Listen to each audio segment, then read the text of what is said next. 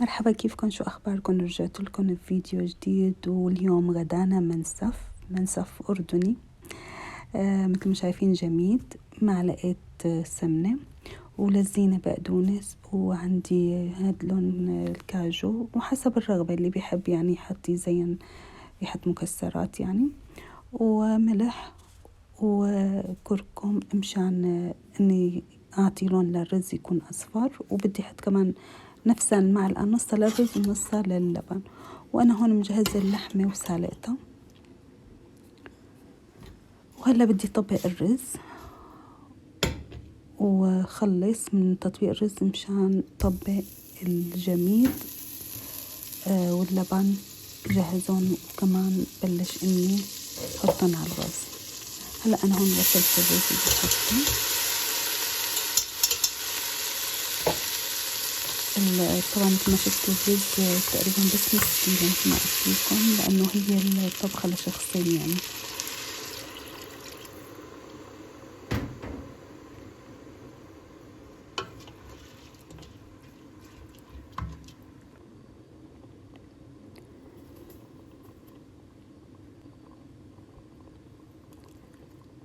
هي حطيت بس نص معلقة الكركم بس مشان يعطي صفار للرز، يعني يعطي لون.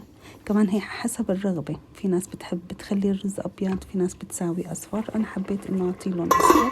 وهلا بتركه على نار هادية. هلا هون أنا بدي أخلط الجميد مع كاسة لبن. هي كاسة لبن بدي اضربهم على الخلاط حتى ما يضل، لانه الجميد بيجي هيك شوي جامد، يعني مثل بيعطي يعني برغلة بقلب اللبن. طبعا انا ما حستهلك كل العلبة، بدي احط بس نص تقريبا.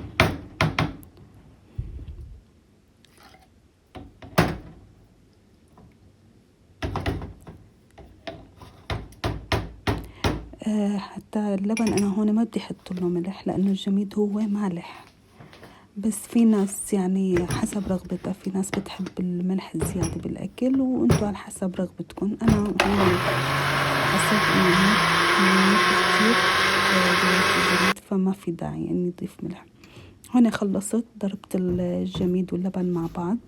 هلأ بدي أحطهم بالطنجرة، وبدي أحطهم على نار، وضل حرك فيهم، ما قيم ايدي من التحريك حتى ما انه يشوط الجميد ويعطي طعمة حرق، يعني بتطلع الطعمة مو طيبة نهائيا. هلا هون سخن الجميد، بدي اضيف له مرقة اللحمة، قدر كاستين هدلوني.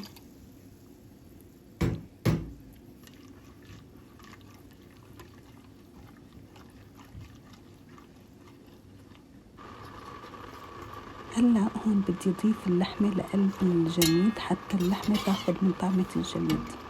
بخليها بس تغلي غلوة واحدة.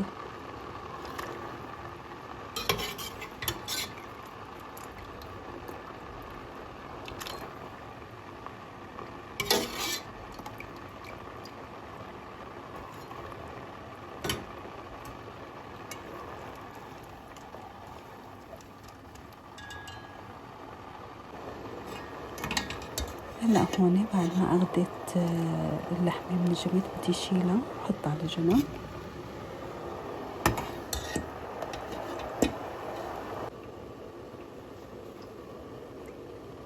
وهلا هون بدي أعطي لون للبن، مثل ما قلت لكم خليت هي نص المعلقة الصغيرة الكركم.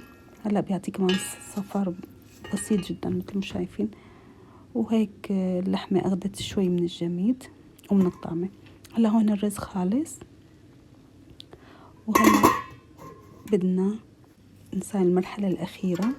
عندي هذا رغيف الخبز، نحن بنقوله بسوريا خبز المشروح أو شرك يمكن بيقولوا. فأنا هلا بدي سقي هاي الخبزة مشان نضيف فوقها الرز.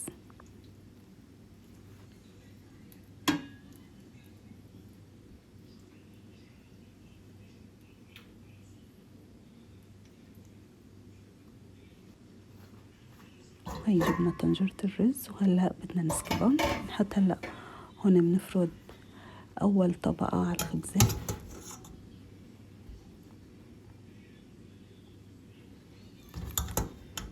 شايفين اللون كتير كتير بسيط، يعني أصفر بسيط، ما كترت أنا كركم عليه. هلا هون بدي يعني بخبخ بقدونس، بخبخ عليه بس هيك يعطي منظر خضر حلو فوق الرز. هلا بحط هون طبقة تانية.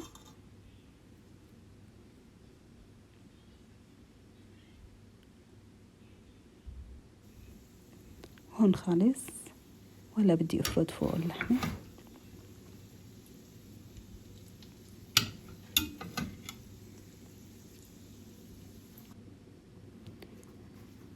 وهلا بنرجع منسقي وش تاني.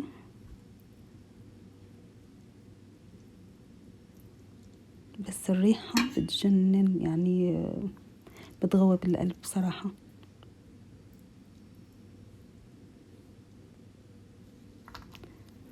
وهون بعد ما حمصت الكاجو حطيتهم على الوش مثل ما شايفين.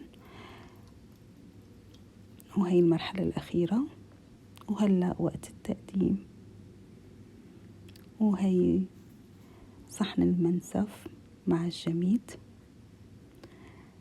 وهيك وصلنا للمرحلة الأخيرة، وإن شاء الله يا رب يعجبكم الفيديو. مثل العادة ما تنسوني بالإعجاب بالصفحة والضغط على زر الجرس. باي باي.